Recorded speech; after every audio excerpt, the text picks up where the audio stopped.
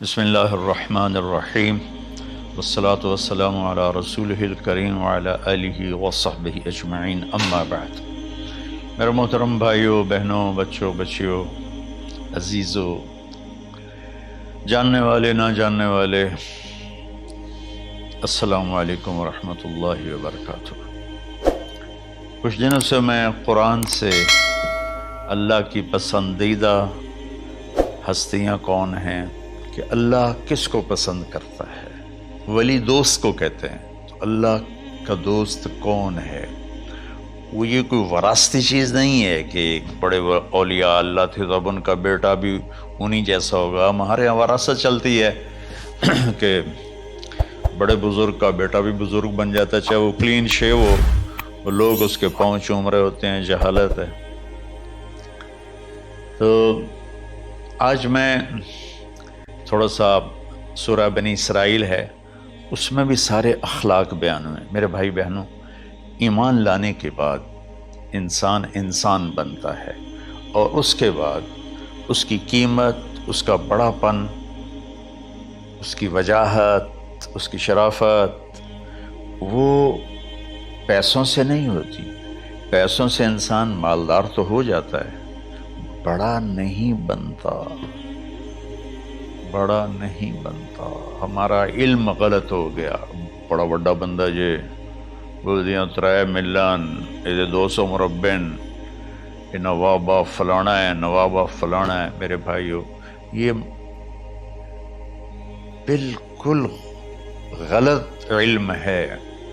بڑا وہ ہے جسے اللہ پسند کرے، بڑا وہ ہے جو میرے نبی کی زندگی کے پیچھے چلے، بڑا وہ ہے جس سے اللہ تعالیٰ راضی ہو جائے، باقی سب چھوٹے چھوٹے ہیں۔ تو آج ایک تیسری جگہ سے میں کچھ باتیں قرآن سے عرض کروں گا جن کا تعلق ہمارے ایمان سے بھی ہے، اخلاق سے بھی ہے۔ وہ ہے بسم اللہ الرحمن الرحیم، وَقَضَىٰ رَبُّكَ أَلَّا تَعْبُدُوا إِلَّا إِيَّاهُ بِالْوَالِدَيْنِ إِحْسَانًا إِمَّا يَبْلُغَنَّ عِندَكَ الْكِبَرَ أَحَدُهُمَا أَوْ كِلَاهُمَا فَلَا تَقُل لَّهُمَا أُفٍّ وَلَا تَنْهَرْهُمَا وَقُل لَّهُمَا قَوْلًا كَرِيمًا وَاخْفِضْ لَهُمَا جَنَاحَ الذُّلِّ مِنَ الرَّحْمَةِ وَقُل رَّبِّ ارْحَمْهُمَا كَمَا رَبَّيَانِي صَغِيرًا۔ یہ بہت بڑا مضمون ہے۔ اللہ نے قرآن بھر دیا والدین کے خدمت کے لیے، والدین کی اطاعت کے لیے، والدین کی ماننے کے لیے۔ پہلا جملہ ہے اور تیرے رب نے فیصلہ کیا، ایک مطلب۔ دوسرا، اور تیرے رب نے حکم کیا کہ بندگی صرف اللہ کی ہے، بندگی صرف اللہ کی ہے۔ عبد اسے کہتے ہیں جو ہر بات پہ سر جھکا دے، عبد اسے کہتے ہیں جو ہر بات پہ بچھ جائے، اس کو عبد کہتے ہیں۔ تو اللہ کہہ رہا ہے میرے بندو، میرا ایک فیصلہ ہے اور میرا ایک حکم ہے، میرے سوا نہ تمہارا ہاتھ کسی کے آگے پھیلے، نہ تمہاری گردن کسی کے آگے جھکے۔ ایک دوسرے سے مدد لینا، اس کو ایک دوسرے کی تعاونوں میں آ جاتا، تعاونوا علی البر والتقوی، ایک دوسرے کا ساتھ دو، ایک دوسرے کی مدد کرو۔ میرے نبی قرضہ اٹھاتے تھے۔ میرے نبی جب انتقال ہوا تو آپ کی زرہ 9 وسق پر، وسق 5 من کا ہوتا ہے، تو وہ جو کے بدلے آپ نے زرہ رکھوائی تھی کہ جب میں تمہیں ادا کروں گا زرہ لے لوں گا، اور آپ کا انتقال ہو گیا، آپ زرہ اپنی واپس نہیں لے سکے۔ وہ چیزیں جن کا تعلق صرف اللہ کی ذات سے ہے اور کوئی نہیں کر سکتا، اس میں صرف اللہ کے آگے ہاتھ پھیلا، جیسے ہم کہتے ہیں مدد، نصرت۔ اللہ کہتا میں ہوں، الا ان نصر اللہ قریب، سنو میری مدد تمہارے قریب ہے۔ تو اللہ تعبدوا الا ایاہ، بس ایک چھوٹا سا جملہ اللہ نے یہاں کیا، چونکہ یہاں اللہ نے والدین اور اخلاق بتانے تھے تو اپنے لیے صرف ایک جملہ بولا، باقی باتیں بھی اللہ کے لیے ہیں، لیکن اللہ نے میری بندگی، اس بندگی سے مراد 5 وقت کی نماز نہیں ہے، حج، روزہ، زکوٰۃ نہیں ہے اس کی مراد، یہ ساری باتیں داخل ہیں، اور اس کے ساتھ 24 گھنٹے کی زندگی اللہ کی مرضی پر گزارو، نفع آئے تو شکر ادا کرو، نقصان ہو تو صبر کرو، برداشت کرو، پھر بھی شکر ادا کرو، کہ میرا رب یہ کہہ رہا ہے کہ میں نے صرف اللہ سے تعلق جوڑنا ہے۔ اللہ کے نبی نے اپنے چچا زاد بھائی عبداللہ بن عباس سے فرمایا کہ یا غلام، اے نوجوان، اوصیک بکلمات فاحفظہ، میں تمہیں چند باتوں کی وصیت کرتا ہوں، کیا؟ احفظ اللہ، احفظ اللہ یحفظک اللہ، یحفظک اللہ، اللہ کے اوامر کی حفاظت کر، اللہ تیری حفاظت کرے گا۔ احفظ اللہ تجدہ تجاہک، تو اللہ کے اوامر، اسلام، حلال حرام کی پہچان کر کے زندگی گزار تو اللہ کو ہر وقت تو اپنی مدد کے لیے تیار پائے گا۔ اور لمبی حدیث ہے، عشاء کی نماز کا وقت ہو رہا ہے، اس میں وہ جملہ جو اس میرے مضمون سے متعلق ہے، وَإِذَا سَأَلْتَ فَاسْأَلِ اللَّهِ، جب بھی مانگو اللہ سے مانگو، جب بھی مانگو اللہ سے مانگو، اللہ کے سوا کوئی دینے والا نہیں ہے، صرف اللہ ہے دینے کے لیے۔ وَإِذَا اسْتَعَنْتَ فَاسْتَعِنْ بِاللَّهِ، اور جب مدد کے لیے ہاتھ اٹھاؤ تو صرف اللہ کو پکارو، جب ضرورت حاجت کے لیے، مدد کے لیے ہاتھ اٹھاؤ تو اپنے اللہ کو پکارو۔ تو یہ حدیث کی بات بھی ہے، جو قرآن کی بات بھی ہے۔ اس کے بعد آگے اللہ کہتا ہے وَبِالْوَالِدَيْنِ إِحْسَانًا، اور اپنے والدین کے ساتھ احسان کرو۔ احسان کا کیا مطلب ہے؟ اللہ آگے اسی کی تشریح کر رہا ہے۔ ویسے احسان کا مطلب عربی میں ہوتا ہے، یہ جو ہمارا اردو کا احسان ہے، میں تیرے تو احسان کیتا ہے، تم نے نالے کی کر رہے ہیں، یہ بھی مطلب ہے، لیکن احسان کا اصل مطلب ہوتا ہے، احسان حسن سے ہے، حسن، حسن سے الف، 2 الف ملے اور احسان بن گیا۔ احسان کا مطلب ہوتا ہے کسی بھی کام کو جو دنیا کا ہے، دین کا ہے، اسے انتہائی خوبصورت طریقے سے کرنا۔ جیسے کسی دلہن کا میک اپ ہوتا ہے نا، تو 5-6 گھنٹے 4 گھنٹے کے بعد وہ کہتی ہے، جو ہوتی ہے اس کا میک اپ کرنے والی، کہ جی بس یہ مکمل ہو گیا ہے اور اب اس سے آگے نہیں ہے۔ تو آخری انتہا، اچھائی کی آخری انتہا پر پہنچ کے کام کرنے کو احسان کہتے ہیں۔ تو میرا اللہ کہہ رہا ہے، میرے بندو، اپنے والدین کے ساتھ وہ کرو کہ جو بھلائی کی، خدمت کی، ماننے کی آخری حد ہے۔ سبحان اللہ۔ وبالوالدین احسان، بالوالدین پہلے ہے، احسان بعد میں ہے۔ اللہ تعالیٰ نے باقی سب کو پیچھے کر کے فرمایا کہ دیکھو، خاص طور پہ ماں باپ کے ساتھ وہ رویہ کرو کہ ان کے دل سے دعائیں نکلیں۔ چند دن پہلے ایک والد یوں ہاتھ اٹھا کے کہہ رہا تھا اپنے بیٹے، اکلوتا بیٹا، میں منگنا اللہ کو لو، اللہ تینوں چاہ لوے۔ باپ بیٹے کے لیے یہ دعا مانگ رہا تھا، اور بیٹا اکیلا ہے، یہ بد دعا باپ کر رہا تھا۔ تو بھائیو، ایسی اولاد نہ بنو جس ماں نے پیٹ میں 9 مہینے اٹھایا، پھر جننے کی تکلیف برداشت کی۔ ایک شخص آیا حضرت عبید بن عمیر کے پاس کہ حضرت، میں نے ماں کو اپنے کندھے پہ بٹھا کے پیدل حج کرایا ہے، مینا لے گیا، عرفات لے گیا، مزدلفہ، پھر مینا، پھر مکہ، تو کیا میں نے ماں کا حق ادا کر دیا؟ میں نے فرمایا ولا تلقۃ واحدہ، بیٹا ابھی ایک تلقہ کا حق بھی ادا نہیں ہو۔ تلقہ کسے کہتے ہیں؟ جب بچہ پیدا ہونے کا وقت آتا ہے تو ماں کو دردوں کی لہریں اٹھتی ہیں، وہ اتنی خوفناک ہوتی ہیں کہ ماں چیخ چیخ کے رہ جاتی ہے، اور بعض اوقات ڈیلیوری لیٹ ہو جاتی ہے تو وہ تڑپتی ہے، روتی ہے۔ وہ جو لہریں ہیں نا پیٹ میں آتی ہیں جاتی ہیں، آتی ہیں جاتی ہیں، ایک لہر جو درد کی اٹھتی ہے اس کو کہتے ہیں طلقہ۔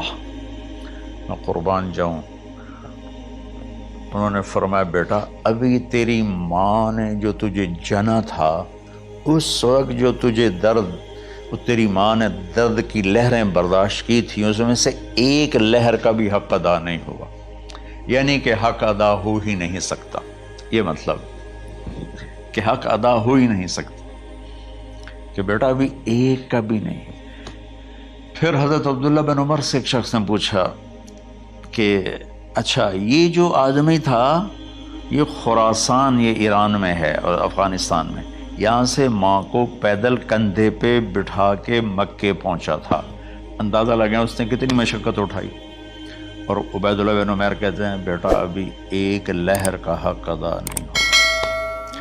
یہی سوال حضرت عبداللہ بن عمر سے کیا ایک شخص نے کہ حضرت میں نے اپنی ماں کو حج کرایا ہے، سارا میں نے پیدل کرایا ہے اور کندھے پہ اٹھا کے کرایا ہے، تو کیا میں نے ماں کا حق ادا کر دیا؟ وَلَا زَفْرَةً وَاحِدًا وَلَا زَفْرَةً وَاحِدًا۔ کہ بیٹا تیری ماں نے تجھے پالتے ہوئے جو تھک تھک کے لمبے لمبے سانس لیے، ہوکے بھرے، ابھی ایک ہوکے کا حق بھی ادا نہیں ہوا، یعنی حق ادا ہو ہی نہیں سکتا۔ تو احسان کے آگے تشریح آ رہی ہے۔ تو آج میں صرف اتنی بات کروں گا کہ میرے بھائیوں، میری بہنوں، میرے بچوں، میری بچیوں، اللہ کے واسطے ماں باپ کو دکھ نہ دینا ورنہ اللہ بھی ناراض ہو جائے گا۔ چند دن پہلے ایک بچہ بچی میرے پاس آئے، دونوں میڈیکل اسٹوڈنٹ تھے، کہیں کہ ہم شادی کرنا چاہتے ہیں۔ تو بچی نے کہا جی میرے والدین ناراض ہیں، وہ نہیں، اس رشتے پر راضی نہیں ہیں۔ تو میرے باپ کہتے ہیں اگر تو نے یہاں رشتہ کیا تو تیری میری ایک درمیان ایک خط آئے، کھچ جائے گا، خلیج، ہم اس پار نہیں آئیں گے تو اس پار نہیں آئے گی۔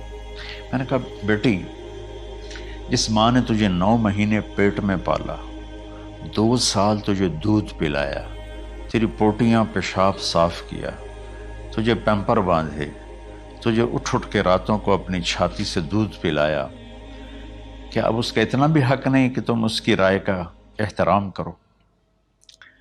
اتنا بھی حق نہیں ہے؟ تو میں نے کہا بیٹا میری کوئی رائے نہیں ہے، تو اگر تیرے ماں باپ راضی ہیں تو بسم اللہ ضرور کر، اگر راضی نہیں ہیں تو دیکھو موت تک تجھے ماں باپ کی دعا نہیں ملے گی، اور ماں باپ کی دعا نہ ملی تو کچھ بھی نہیں ملے گا۔ تو بھائیو دوستو، خاص طور پر آج کے کالج کے نوجوان بچے بچیاں یہ ماں باپ کے ساتھ بہت بدتمیزی کرتے ہیں، چونکہ اس میں والدین کا پہلا قصور ہے کہ انہوں نے ان کو دین نہیں سکھایا۔ بچپن میں انگلش میڈیم سکول، پھر او لیول، پھر اے لیول، تو انہیں کیا پتہ ماں کون ہے باپ کون ہے۔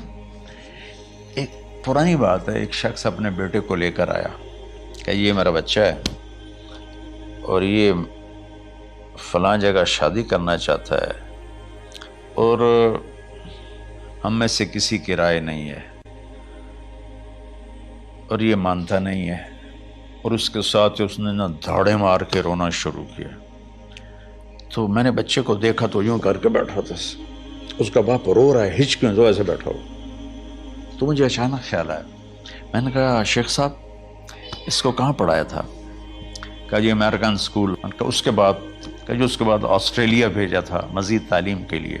ان کے شیخ صاحب اس بچے کا کوئی قصور نہیں، آپ کا قصور ہے، اس کو تو پتہ ہی نہیں میری ماں کیا ہے، میرا باپ کیا ہے۔ ایک ہماری تہذیب تھی وہ ختم ہو گئی ہے، اس میں علم نہیں بھی تھا تو ماں باپ کا۔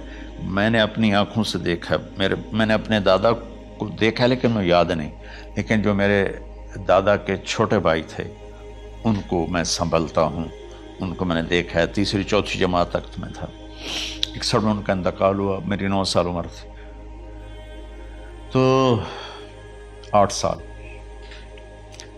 ان کے بیٹے جوان تھے، اور ڈیرے میں جب وہ بیٹھتے تھے تو ان کے بچے ان کے سامنے نہیں بیٹھتے تھے، ان کی پیٹھ کے پیچھے بیٹھتے تھے۔ اتنا ادب، حالانکہ چاروں کے چاروں دین نہیں جانتے تھے، تہذیب تھی، ثقافت تھی، جو آج کی تہذیب نے ہم سے سب کچھ چھین لیا۔ اب بھی آپ جاؤ بیٹا تھر پارکر میں گیا ہوں 2-3 دفعہ، اور وہاں مسلمان نہیں، ہندو عورتیں جب گاڑی گزرتی ہے تو گھونگھٹ کو نیچے کر لیتی ہیں، اپنا چہرے کو فوراً چھپا لیتی ہیں۔ تو خیر بہرحال میں نے کہا شیخ صاحب اس بچے کا قصور نہیں، آپ کا قصور ہے، تو میرے بچوں اپنے ماں باپ کو خوش کرو، راضی کرو۔ ان کا راضی ہونا اللہ کی رضا ہے۔ میں اس کی تفصیل انشاءاللہ آگے بتاؤں گا، آج میں صرف اتنا ہی میں نے تمہید باندھی ہے کہ ماں باپ کا کیا مقام ہے، ان کی کیا عزت ہے۔ ایک شخص آیا، یا رسول اللہ میرا باپ میرے پوچھے بغیر میرا مال خرچ کر لیتا ہے۔ آپ نے کہا بلاؤ، چونکہ بچے کا ذاتی مال اگر ہو تو شرع کے لحاظ سے باپ پوچھ کے استعمال کرے، بغیر پوچھے استعمال نہ کرے۔ جب اسے پتہ چلا کہ میرے بیٹے نے شکایت کی ہے، تو عرب کی شاعری تو مشہور تھی، انہیں دل میں کچھ اشعار پڑھے۔ جو آیا تو جبریل پہلے آ گئے، یا رسول اللہ اللہ تعالیٰ کہہ رہے ہیں آپ اس سے پوچھیں وہ شعر بتاؤ جو تیرے کانوں نے تو نہیں سنے، تیرے دل میں آئے تھے اور اللہ نے سن لیے۔ تو اللہ کے نبی نے فرمایا بھائی تیرا انشاءاللہ کیس سنتے ہیں، لیکن پہلے وہ شعر سناؤ جو